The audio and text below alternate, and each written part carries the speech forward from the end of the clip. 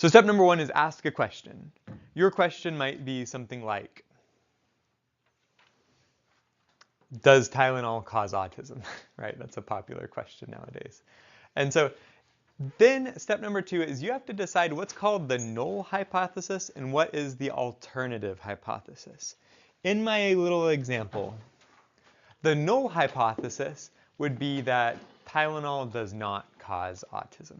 The alternative hypothesis would be Tylenol does cause autism, right? The null and alternative hypotheses are different statements. They're different claims, and they're always converse to each other, which means that like if the null hypothesis is true, then the alternative hypothesis must be false. If the alternative hypothesis is true, the null hypothesis is false. So in a yes or no question like, does Tylenol cause autism? One hypothesis, the null hypothesis, would say no, it doesn't. The alternative says yes, it does. Step number 3, decide how much evidence is required to reject the null hypothesis and make a conclusion in favor of the alternative hypothesis. This is called the level of significance. And so we will elaborate a lot more on step number 3 over the next hour or so. But you have to sit and decide, am I okay with concluding in favor of my alternative hypothesis if I have 90% confidence? Or do I need to make sure that I have 95% confidence before I draw this conclusion? Or do I need to make sure I have 99% confidence before I draw this conclusion? That's what we're talking about in step number 3, is we really have to think how much evidence is enough evidence. Step number 4, we are going to design an experiment, which means we plan out everything. We plan out how we are going to select individuals to participate in our cohort, our subjects, right? How are we going to separate our subjects between the placebo group and the experimental group? What is the dosage that we're going to give to the experimental group? How long are we going to track these people? Who are we going to employ to make the diagnoses? Is this going to be single blind? Is it going to be double blind? In what city is this going to take place? Who's going to pay for it? What's the sample size that we need? You have to come up with all of these little details about how you're going to carry out the experiment. And then whenever you've got every single little detail set in stone, you publish your plan. There are sort of semi-public databases where like university researchers will publish their plans to do research. And it says basically like, I got a grant to conduct this research, right? My grant money came from the National Science Foundation. And with this money, I'm going to collect the sample size 400. And I'm going to divide them 100 in the placebo group and 300 in the experimental group. And this is the dosage I'm going to give each of them. And this is how long I'm going to follow up with them. And this is, you know, what we're going to do if a patient stops contacting us and stops following up. You know, you have to publish all of those things ahead of time. Step number 6, you actually carry out the experiment and you try to stick to the plan as much as possible. Step number 7, you are going to do statistics calculations, like we'll do in a minute, to determine what's called the p-value. The p-value is the number everybody really, really cares about. But we'll talk about how to do that in a minute. Step number 8, we're going to compare the p-value to the level of significance. If the p-value is less than the level of significance, then we sort of make a ruling in favor of the alternative hypothesis. If the p-value is greater than our level of significance that we decided on before, then we don't, right? Then we say we don't have enough evidence for the alternative hypothesis. Step number 9 is you publish your conclusions. You publish the data so that your peers that work at other universities can review it and verify your conclusion, make sure you did the math right, make sure you collected your data correctly and everything like that. That's the scientific method. A little bit more details here. Whenever I told you you have to formulate a hypothesis, you have to come up with both a null hypothesis and an alternative hypothesis. This is the distinction between them. The null hypothesis is always sort of the baseline. It's the common assumption that everybody has. It's the safe way to operate. It's the conservative claim, not like politically conservative, but like conservative as the word is supposed to mean conservative. It's the way that people have always thought in the past. It's kind of the least assuming claim. The alternative hypothesis is kind of the bold claim. It's the groundbreaking discovery. The alternative hypothesis should be like the new theory, the less safe but potentially better way to operate. It's like something that represents progress. It's something that demands evidence. The alternative hypothesis is the claim that sort of demands evidence. If somebody says Tylenol causes autism, to me that's an alternative hypothesis. That's a claim that demands evidence. You can't just make crazy claims like this medicine causes this side effect without some kind of evidence, you know? If we're going to be just and fair about it, you've got to be able to back up a claim like that with evidence. So that would be an alternative hypothesis. And like I said, they should be converse to each other. So if one is true, the other is false. The level of significance. This is the strict definition whenever I say level of significance. It's the maximum probability that we are willing to tolerate for incorrectly concluding in favor of the alternative hypothesis. So in other words, the level of significance is saying, what if the null hypothesis is true? Okay, imagine the null hypothesis is true. There's always going to be some probability that we accidentally conclude in favor of the alternative hypothesis, even though the null was true. That probability is always going to be something. What's the maximum probability we can tolerate? Are we allowed to tolerate 5% probability in making that type of error? Are we allowed to tolerate 1% probability in making that type of error? How much, like, what's our level of tolerance for making a mistake? So the level of significance will be lower if we're being very cautious and we don't want to make a mistake. The level of significance will be higher if we're okay with making a mistake, if we're being a little bit less cautious. The p-value is the calculated probability that we are going to calculate today that's going to tell you the probability that the alternative hypothesis is false. So if I'm trying to gather evidence for my alternative hypothesis, I want my p-value to be really small. If I've got a lot of evidence supporting my alternative hypothesis, my p-value will be a really small number.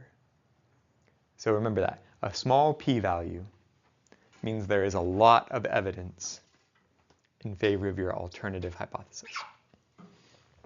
So if the p-value is less than the level of significance, we reject the null hypothesis and we conclude in favor of the alternative hypothesis. If the p-value is greater than the level of significance, then we say we fail to reject the null hypothesis because there was not enough evidence in that case.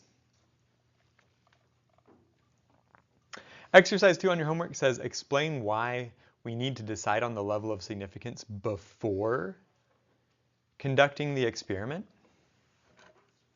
You know, why don't we go ahead and plan the experiment, conduct the experiment, gather our data, calculate the p-value, and then decide what the level of significance is going to be. So you're not influenced by the data? Yeah. So imagine we calculate the p-value first,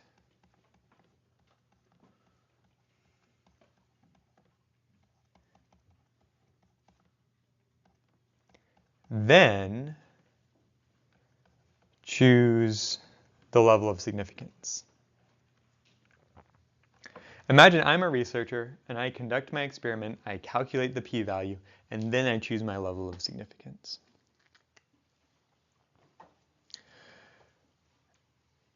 I could,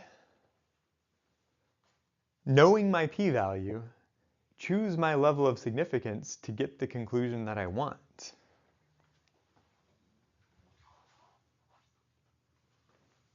Does that make sense?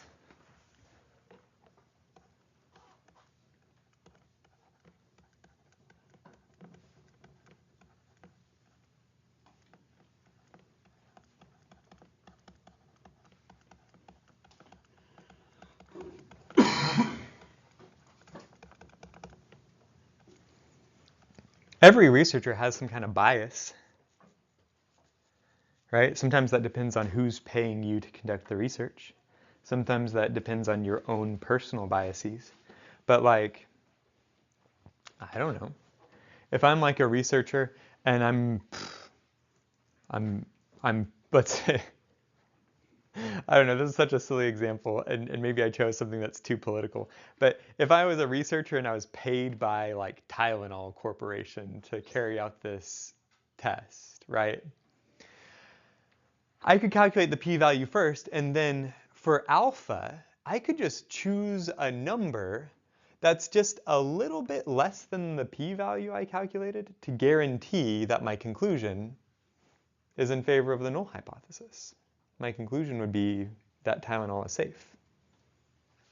Or if I was, paid by some other, group that has an interest in this question, some kind of homeopathic natural remedies group that wants to compete against Tylenol, if that was who was funding my research, well, then I would calculate my p-value first, and then I would try to select my level of significance that was just a little bit greater than my p-value, because then I could conclude in favor of my alternative hypothesis, and I could publish a story that says Tylenol causes autism. We don't want that to happen. We don't want researchers to be able to choose their own conclusion, right? We want the data, the evidence to speak for the conclusion. In order for that to happen, you've got to choose the level of significance before you conduct your experiment. That means when we talk about the scientific method, deciding on your level of significance happens in step 3, and carrying out the experiment to collect data happens in step 6. We've got to do that first before we start to look at the data. Otherwise, it's going to make it too easy to influence the conclusion.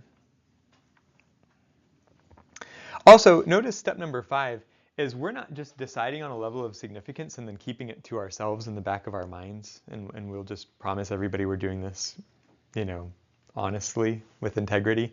Step number 5, when we record and publish the entire plan, that sort of keeps everybody honest. If you're looking at a properly conducted study, you should always be able to go and find out where they published their plan, including all of these little details, in advance before they did their experiment, right? So maybe the paper with their conclusion is published in October of 2025, but I should be able to go back to like October of 2024 and find out, hey, they really did this. They published their plan, and for the whole world to see, they followed through with it exactly to the T, and I know that there's not too much bias because they told us what they were going to do before they did it. Okay.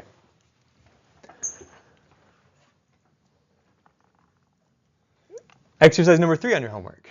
Explain why it's important to record and publish the entire plan, including the intended sample size, the level of significance, and methodology. So what's different here is, we've already discussed why it's important to decide on the level of significance beforehand, but what about the intended sample size?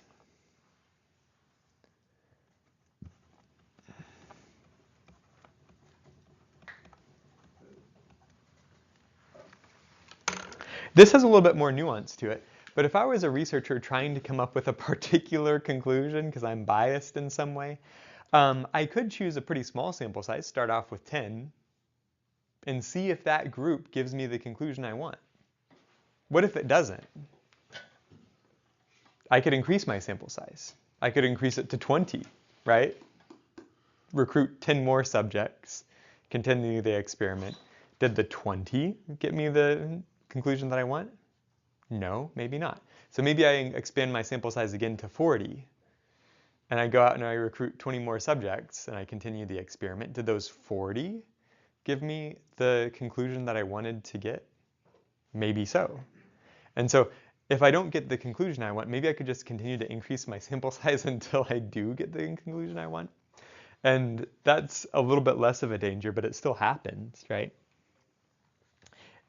Imagine this. you're playing rock, paper, scissors. You say to your brother or your sister, you say, I want to ride in the front seat this time.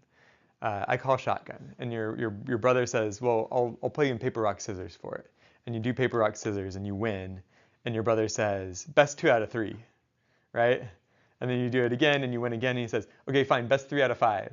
And then you play again, and you win, and he says, no, best 4 out of 7, right? That's the thing that's happening here, is your brother is trying to increase the sample size because he didn't get the outcome that he wanted. But we publish that plan ahead of time so that we can avoid that type of bias. All right, exercise 4. Bob is the defendant standing trial for murder. What is the null hypothesis?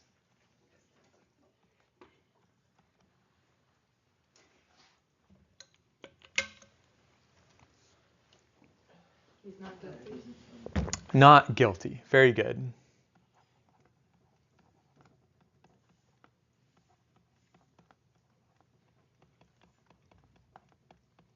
What's the alternative hypothesis? Bob is guilty.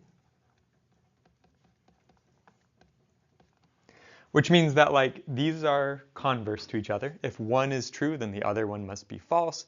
And the important distinction is that the alternative hypothesis is the one that demands evidence.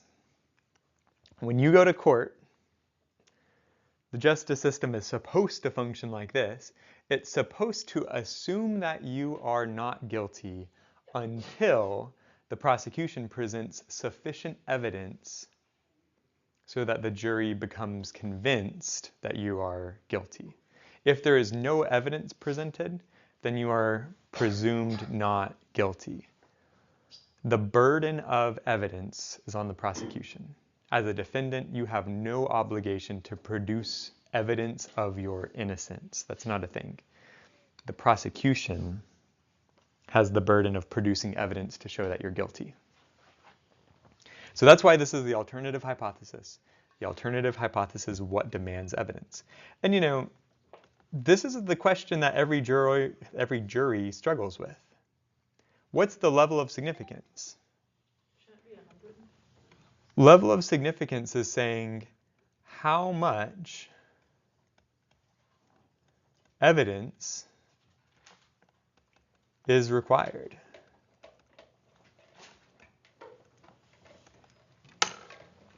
If there is a murder in the apartment and the only person seen going in or out on the security cameras is Bob, and Bob has blood on his boots that has DNA matching the victim, right? Like, is that enough evidence? I don't know. As a jury member, that would get me to like 99.9% confidence, right? But technically, there's like a 0.001 probability that somebody else climbed in through the window and committed the murder, and Bob had blood on his boots from an earlier incident that had nothing to do with the murder. You know, like, you could always dream up a low probability scenario that makes Bob innocent. And so really, your job as a jury member is to decide, like, how much evidence is actually required, and did we hit that threshold? And you never really have 100% evidence, especially today. Even if you've got footage of Bob murdering Alice, today people would be asking, yeah, but is this an AI-generated video, right? Did the prosecution just make this up? Anyways, it's a hard question. Landscapers are filing a class action lawsuit against Roundup because exposure to Roundup is allegedly linked to health issues, like cancer or whatever. What is the null hypothesis?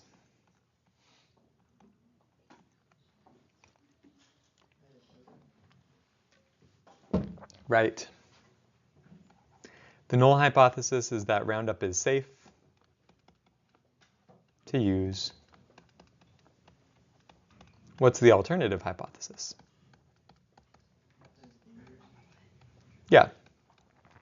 The alternative hypothesis is that Roundup exposure causes cancer or whatever.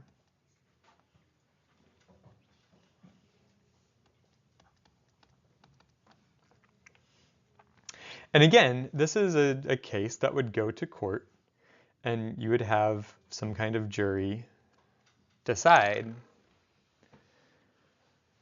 all right, this group of landscapers that's filing the class action lawsuit, they have a rate of, and I don't remember what does Roundup cause? Is it like lung cancer? Is it skin cancer? I don't remember.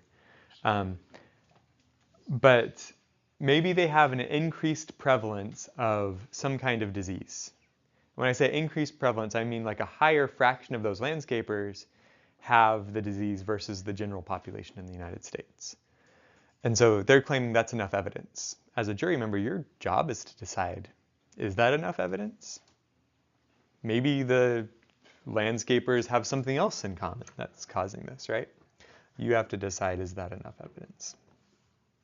But again, from the perspective of the courts, Roundup is innocent until there's enough evidence to kind of convince the jury that they're guilty.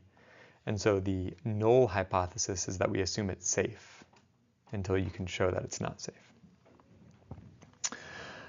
So the alternative hypothesis is always the defendant is guilty. The null hypothesis is the defendant is innocent. If there's like a medicine of any type, when someone's bringing a charge against the company, the court assumes that the medicine is safe until the prosecution presents evidence that the medicine was unsafe. What if you are, and this is only coming to mind because my wife is an occupational therapist. In occupational therapy, people are always coming up with new interventions to help people recover from like strokes. One thing that's popular in stroke therapy nowadays is like electroshock therapy, where they hook up like, I don't know how it even works. I'm not a therapist, but my wife is. But there's new treatments. And if you came out with a new treatment, every good occupational therapist should start off skeptical.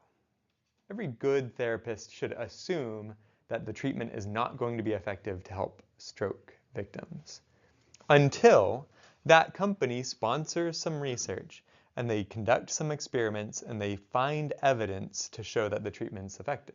So the claim that your new treatment is effective demands evidence. So that's why it's the alternative hypothesis. In like physics or biology or whatever, sometimes we develop new theories and old theories.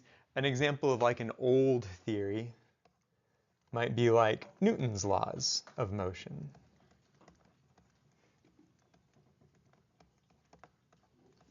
And then sometime in the early 1900s, a guy named Albert Einstein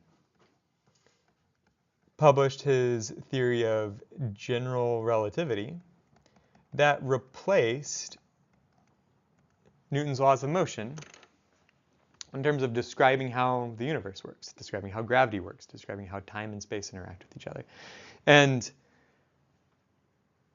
people, all physicists across the world, had the baseline assumption that Newton's laws were as good as it gets in terms of a theory that can generate accurate predictions. And so they would not see Einstein's paper and just immediately accept that general relativity was better. They had to conduct experiments, gather evidence, and show that the evidence aligns better with general relativity than Newton's laws of motion. And only after seeing a sufficient body of evidence did physicists start to come to the conclusion that general relativity was a better theory. So just showing you some examples so you get the feel for it.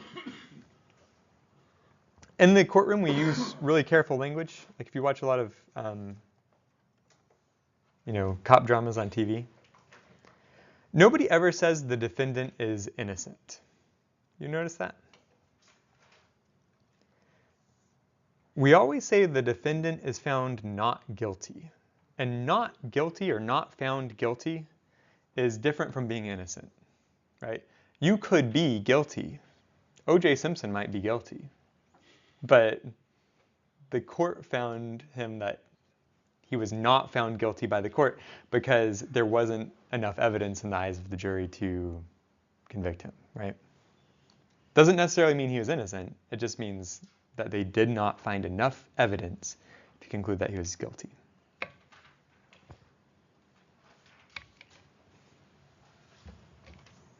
By the way, you can never prove anything in science.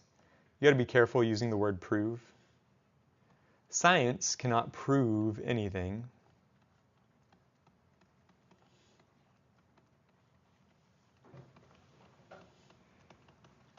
Not in the sense that like mathematics can. Proof is an idea that we have from mathematics, where mathematicians start with a specified set of axioms and logically deduce a conclusion. We say we have proved a theorem in mathematics. Because proof does not rely on evidence, proof just relies on logic.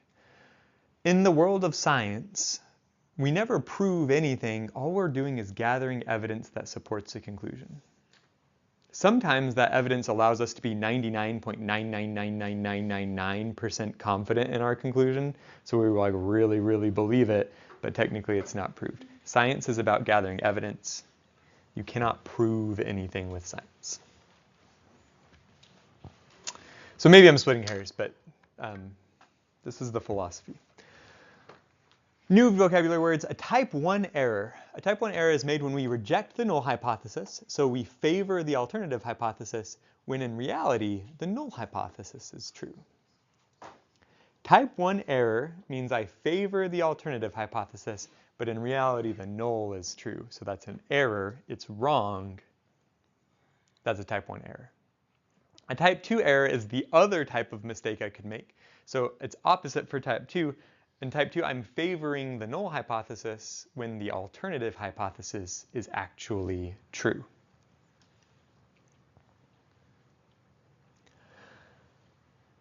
That means the level of significance, the alpha, is the probability of making a type 1 error.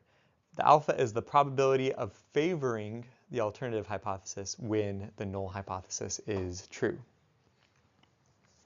Since 1 minus alpha would be the complement, 1 minus alpha is the probability of correctly favoring the null hypothesis when the null hypothesis is true.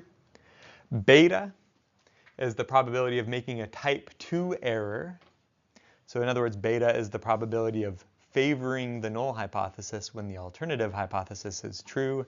And then 1 minus beta has its own special name. 1 minus beta is called the power of your hypothesis test. And we say a hypothesis test has a greater power if you have a greater probability of favoring the alternative hypothesis when the alternative hypothesis is true. So we want our test. We want our hypothesis test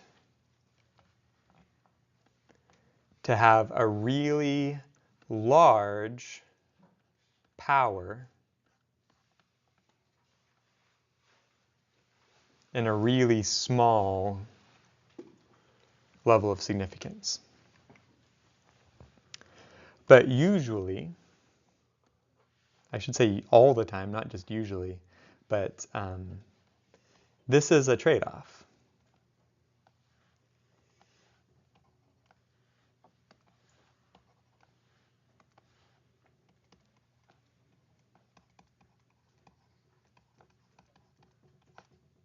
Because if you decrease your level of significance, you're also going to decrease the power of your test. And if you increase your level of significance, you also increase the power of your test. And so it's impossible to try to get best of both worlds. You can't have your cake and eat it too. You've got to sacrifice one or the other, or find a golden compromise between.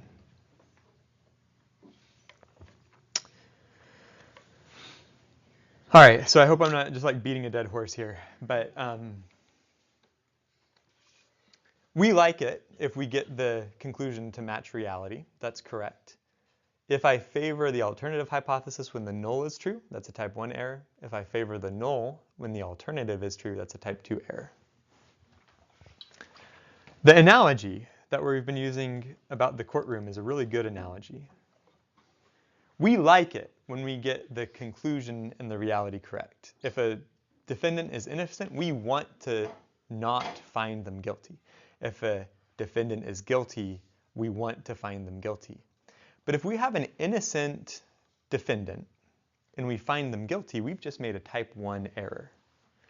If we have a guilty defendant and we find them not guilty, we just made a type 2 error.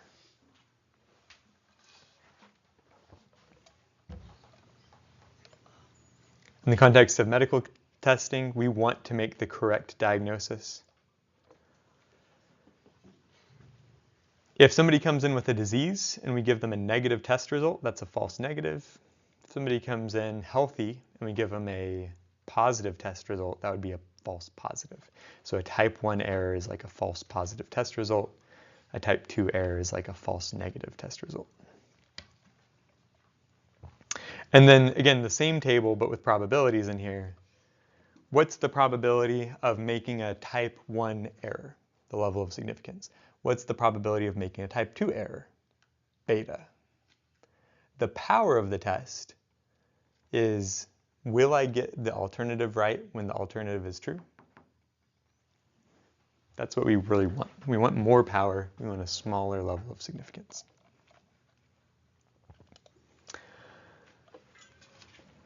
So in this class, I'm going to tell you what the level of significance to use is, like on a test. I'll tell you the alpha you have to use. But in real life, you get to choose the level of significance. If you're okay with making a type 1 error, that's not a big deal, if it's not any kind of serious consequence, then choose a large alpha. And a large alpha would be like 0.1. That's my idea of large for a level of significance. If there's a really big consequence to have a type 1 error, like you do not want to make a type 1 error, we want to avoid this, then you need to choose a small alpha. And the idea of a small alpha might be like 0.01. If we were testing drugs to make sure they are safe, as the Food and Drug Administration is supposed to do, and they do some drug safety testing, the null hypothesis is that the drug is safe.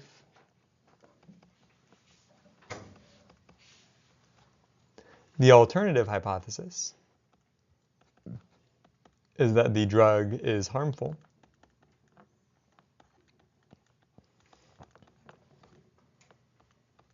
You could test this by giving a sample of people the drug as a particular dose, and you watch them over time and see if there's any side effects cropping up. We would want to choose a large alpha.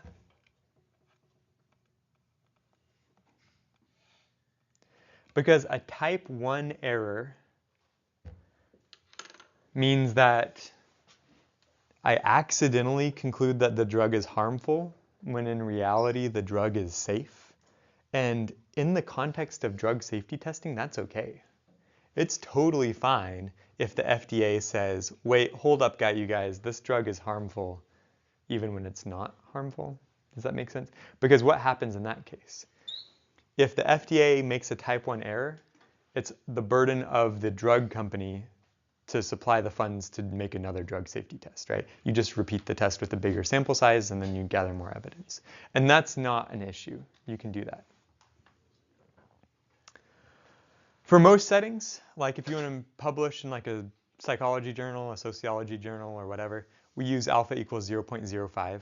If you're making a decision for a business based on a hypothesis test, then they would probably use a threshold of 0.05. It's really just common to choose 0.05. That corresponds with 95% confidence, so it makes sense. In particle physics, It's very, it takes a lot of effort. It takes a lot of evidence to change the mind of a particle physicist. They have a threshold of 0.701 for their level of significance, meaning you have to have a just tremendous, overwhelming amount of evidence in order to say I've overturned an existing theory in physics. You wouldn't want to reprint all the physics textbooks and change all the equations if you don't have sufficient evidence to do so, right? So we set the threshold really high. Are there any questions so far? No? All makes sense. Okay, we've only done vocabulary. I know that's a lot of vocabulary associated with hypothesis testing, but now we're going to work a numerical example here. I have a hypothesis. My hypothesis says more than half of the people who have a New Year's resolution are going to give up before February.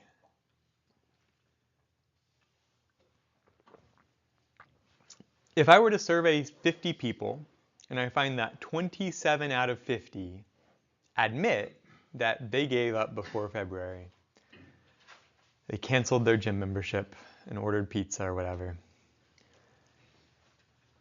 and we choose a level of significance 0.05, then let's figure out whether or not I have enough evidence to conclude in favor of my hypothesis. What's my null hypothesis?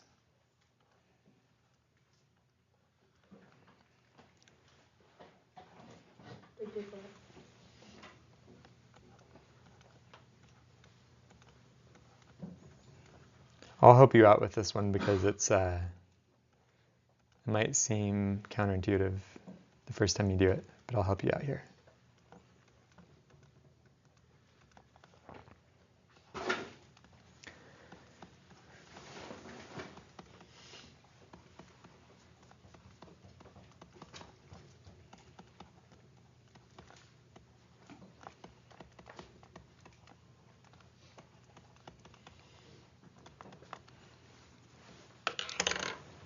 So I'm making the claim that more than half of people with a New Year's resolution give up. That's the claim that requires evidence. I can't just go around making big claims like this without backing it up with some kind of evidence, right? The claim that requires evidence is my alternative hypothesis, right? The null hypothesis requires no evidence, but in this case, I want to find evidence to support my claim. So that's the alternative hypothesis. P is my population fraction. And what I'm claiming is that the population fraction of quitters is greater than 0.5. That's my claim. Now, the null hypothesis should be the converse of the alternative hypothesis. And so the converse of this is that the population fraction is less than or equal to 0.5. One of those has to be true.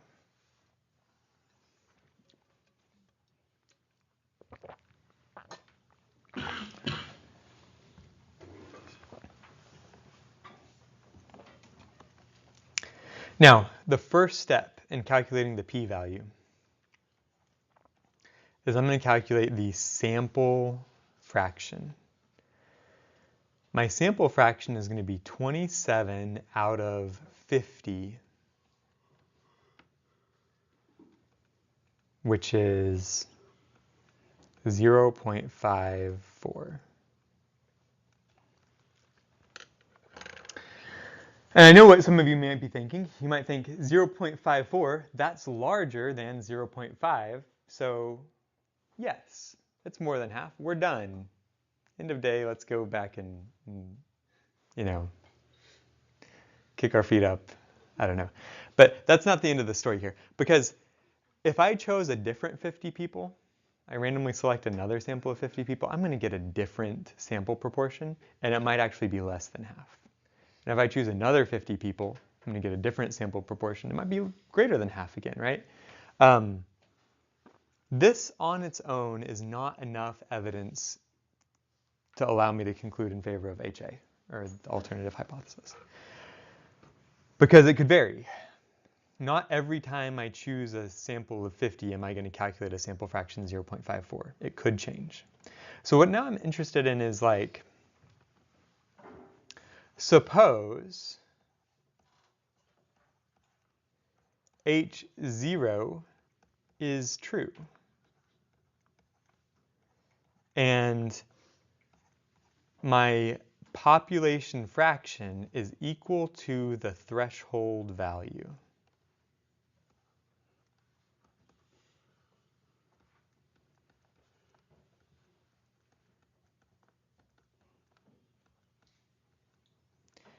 I'm calling 0.5 the threshold value because that's the point on my real number line that makes the difference between my null hypothesis and my alternative hypothesis.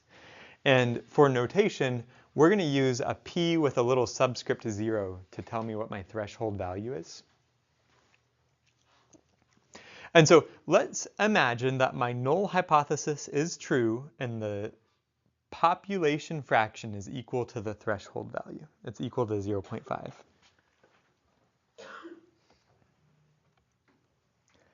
In this case,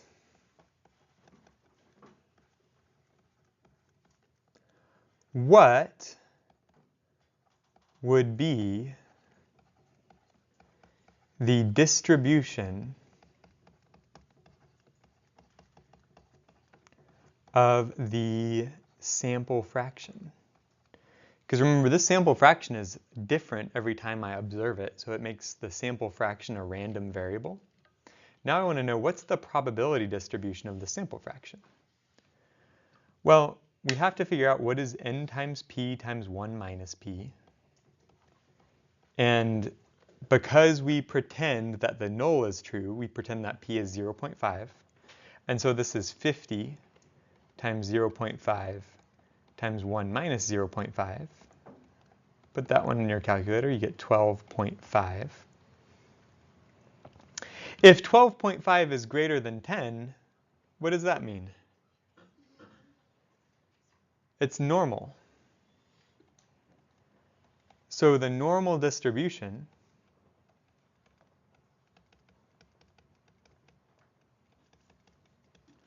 is an adequate model.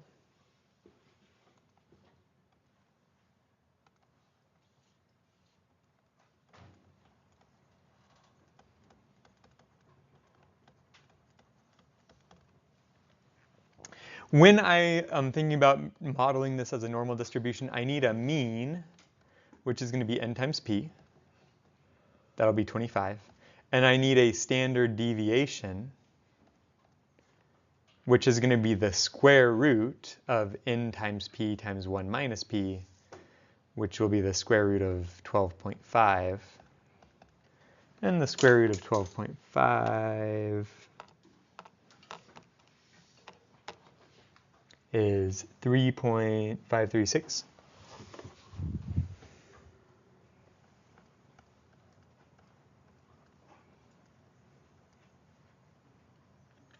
And guess what, you guys? I made the same mistake that I made 3 days ago. Do you remember when we were talking about this? I get carried away and I just start calculating the mean and the standard deviation of the binomial distribution, n times p and then n times p times 1 minus p. But this is not just the binomial distribution. This is the distribution of the sample fraction. So I need to divide by n. That's my bad. At least I caught it early this time. At least I got this early. So is it for the normal distribution standard deviation? Yeah.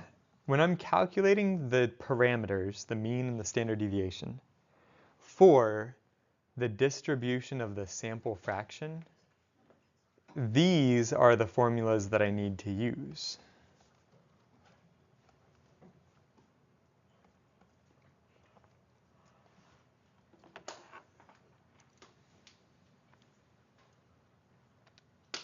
So I need the square root of 0.5 times 1 minus 0.5 divided by 50, because n is 50.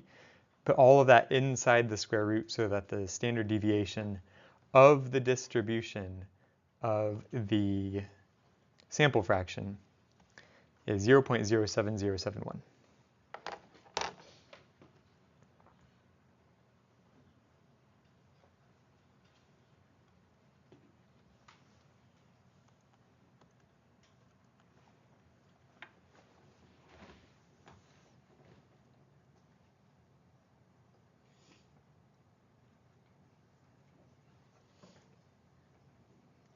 Now the p-value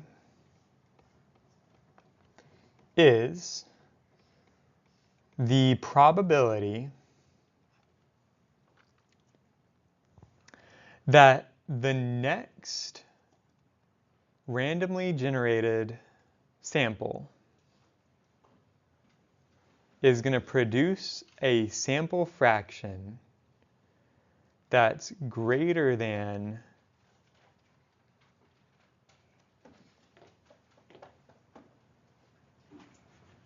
the one I just found, which was 0.54.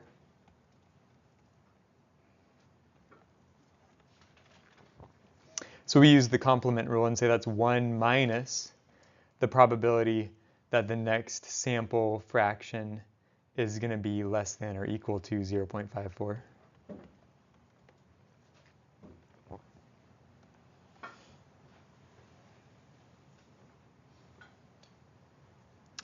And since this is a normal distribution, this is the description of the CDF. But I actually need the z-score, not just 0.54, but I need the z-score associated with 0.54.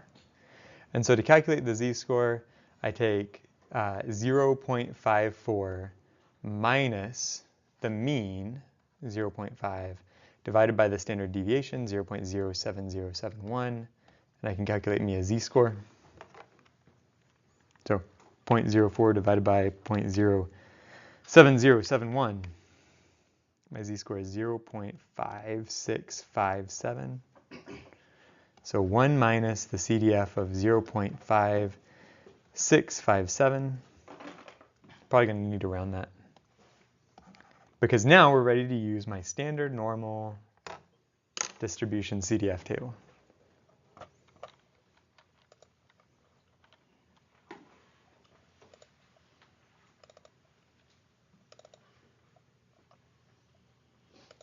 You had no idea there would be this many steps.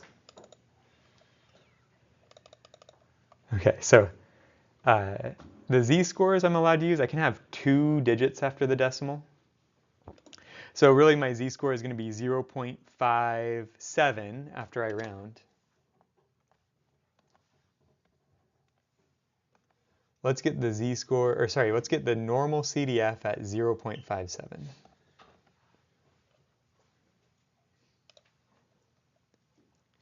Here's 0.5 in this row. This one is 0.57, and the standard normal distribution CDF is 0.7157 at that point.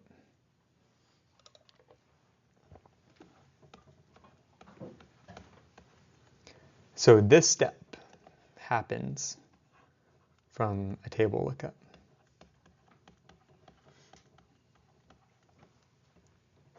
From the standard normal CDF table. And then what's 1 minus 0.7157? It's 0.2843.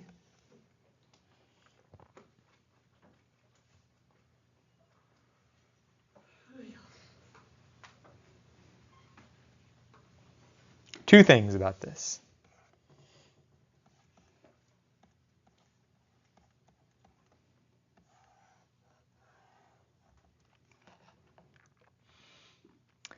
Number one, the p-value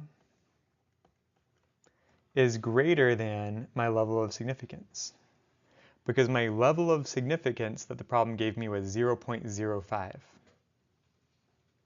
Okay?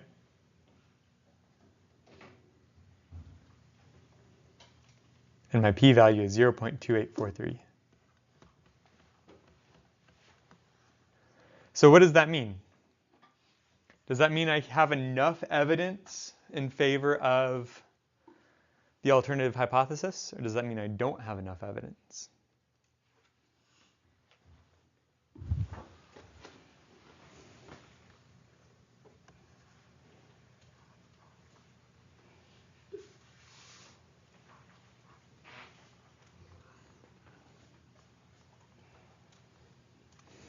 Here we go.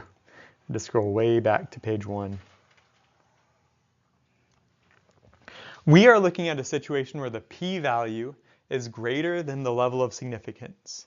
So we have failed to reject the null hypothesis. That means there was not enough evidence to support the alternative hypothesis. Okay? There was not enough evidence for the alternative.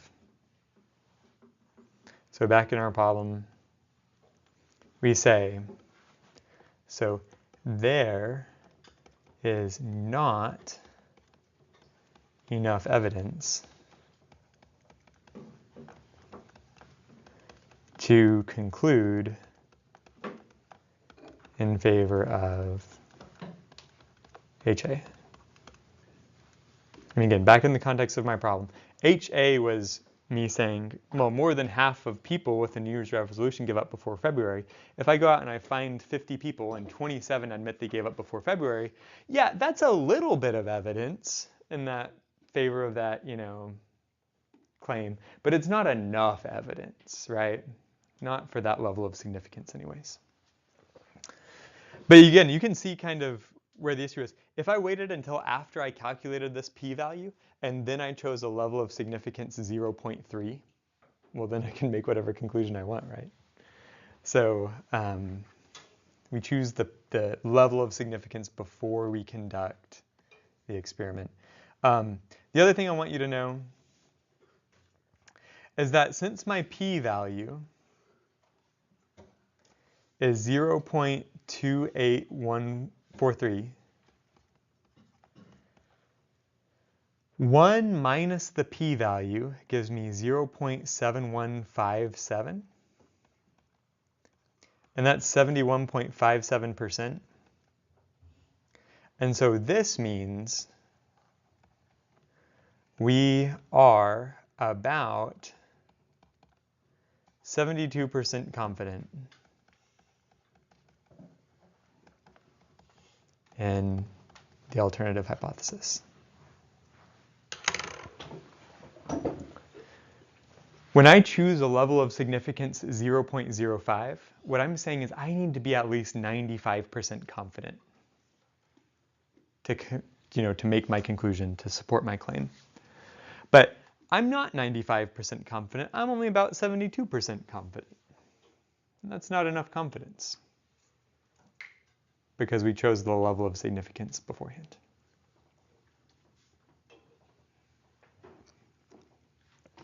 As long as the sample fraction is greater than half, we're going to see this level of confidence be greater than 50%. If the sample fraction that we calculated was less than half, then we're going to have less than 50% confidence in the claim, right? But this is a way of actually quantifying how confident does our evidence make us in favor of some conclusion.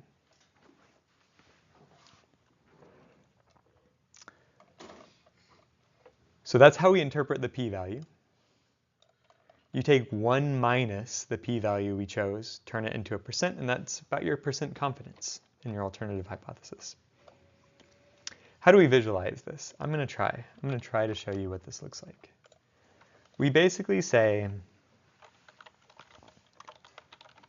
I'm looking for a normal distribution where the mean is half, the standard deviation is 0.07071.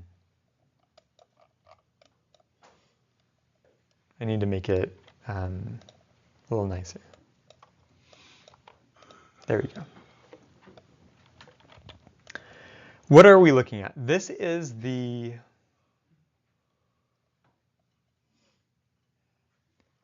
distribution of the sample means.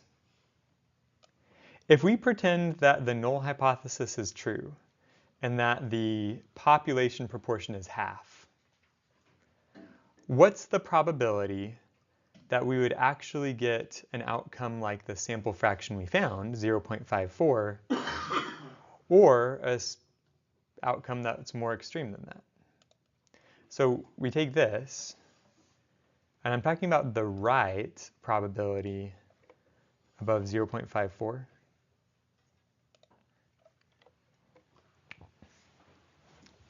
In other words, this is my threshold value, 0.5.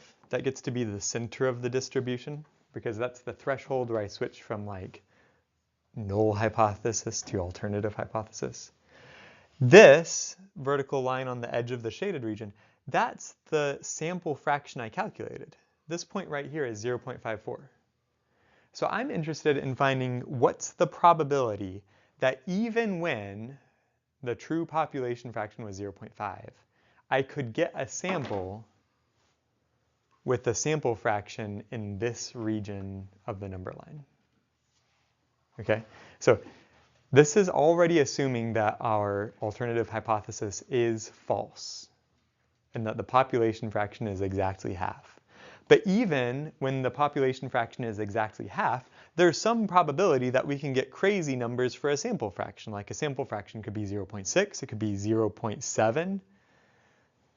And so I want to know what's the probability that I get my outcome or an outcome more extreme than that in the case where the null hypothesis is actually true. And you can kind of see what this number is. It's 0.2858. So this is our p-value. The area in the shaded region is the p-value for my hypothesis test. 0.2858. Would it look similar if it was like the opposite way, where it was, instead of alternative, it was null? Null was correct? Yeah, we are assuming, when I generate this probability model, we've assumed that the null hypothesis is correct. Under the null hypothesis, the greatest value the population fraction can have is 0.5. Let me remind you. I'm going to go back to my notes and you'll see what I'm talking about. So under my null hypothesis, the greatest value my population fraction can have is 0.5. That's my threshold value. So what we did, what I highlighted right here is I said, suppose the null hypothesis is true and my population fraction is 0.5. In this case, what would be the distribution of the sample fraction? Well, in that case, the distribution of the sample fraction would look like this red curve. And to calculate the p-value, we're asking, what's the probability that I could get a sample fraction in this region even when the population fraction is still a half? Like the population fraction is never, like, say you got 50 people, 25 were, is that the population fraction? Nope. If I'm only looking at 50 people, that would be a sample fraction. If I say population fraction, I mean like 8 billion people. Yeah. So half of them actually gave up, is what we're saying? Is the population Yeah, fraction? that's what we're assuming. Under the null hypothesis, we assume that half of them give up or fewer. Okay? Okay. So we assume the null hypothesis, because as a baseline, we assume the null hypothesis. We're looking for evidence in support of the alternative, right? But we, as a baseline, assume the null hypothesis. And then we create a probability distribution for the sample fraction we're about to observe. We actually observe a sample fraction that sits right here at 0.54, and we're asking, what's the probability that we were going to get a sample fraction out here when the true population fraction is 0.5? And that probability would be 0.2858. In other words, this is the probability that we would be making a type 1 error if I conclude in favor of the alternative hypothesis. If I say, all right, I'm going to go out on a limb and say my alternative hypothesis is true, that means there's a 28.6% probability that I just made a mistake. I just told you false information, right? There's some probability that the null was true, and I just happened to get one of these extreme results from the distribution of sample fractions, because the sample fraction is a random variable. It's distributed. So is that our 0.2843 value? Or is, what is the 0.2843?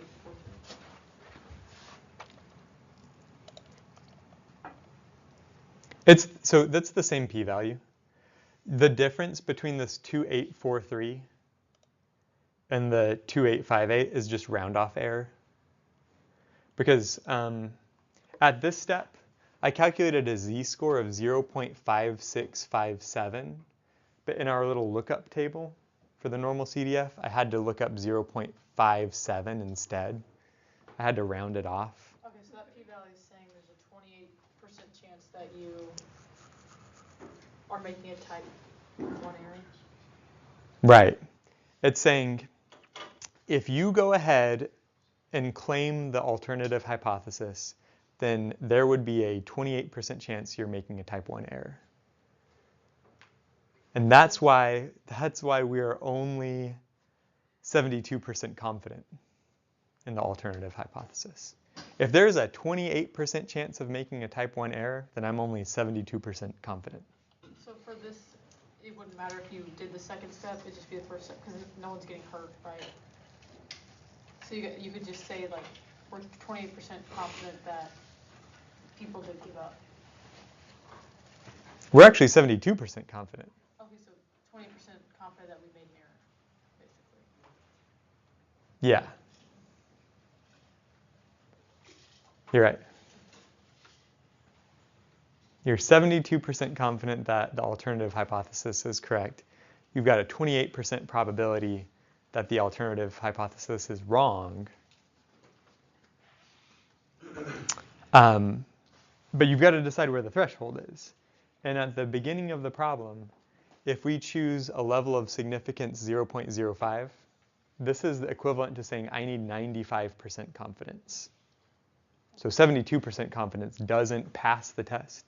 72% confidence is not enough if what I'm looking for is 95% confidence.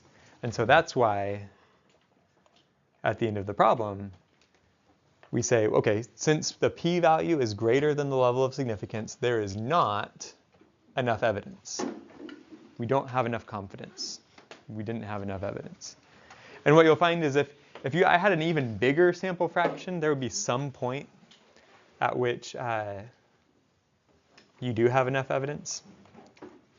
But it's not 27 out of 50. It might be like 35 out of 50, right? You might need an even more convincing sample fraction in order to make that conclusion. Let me see if there's one more page of notes. I wonder if there's anything on it that's important. Oh, yeah. So in the last page of notes, you can look at it. It's typed out. But these are just the formulas I was using, like the standard deviation of the sample fraction as a function of the threshold value. Obviously, the z-score using the threshold value. We call this the test statistic when you calculate that z-score, by the way. And then, yeah, I think we discussed that.